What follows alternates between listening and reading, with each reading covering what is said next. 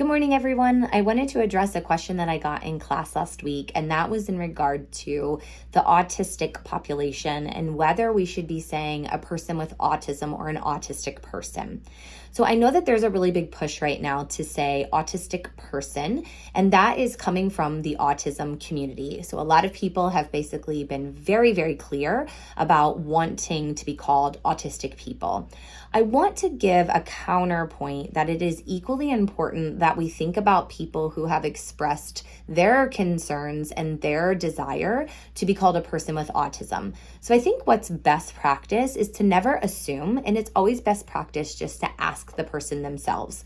I will say personally and professionally, I do tend to lean more towards saying autistic person when speaking generally, or if I'm not really sure yet because I haven't had the opportunity to ask the person. And that's more just because it seems like that tends to be the overwhelming majority of people who are speaking for the community. But I think it's really important to remember that there are a lot of people in the autistic community that don't necessarily have the opportunity or the ability to speak for themselves. And it's never safe to assume that just because a lot of people prefer that they equally prefer it.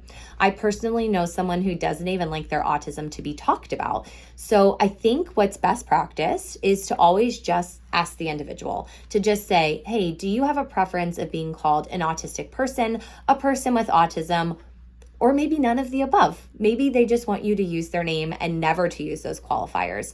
So that's just kind of my opinion. Remember, it's just my opinion. You need to come to your own opinion based on your clinical experience, what you read, and people that you talk to. But I wanted to at least give some advice and some guidance on that topic. So I really hope that helps in some way.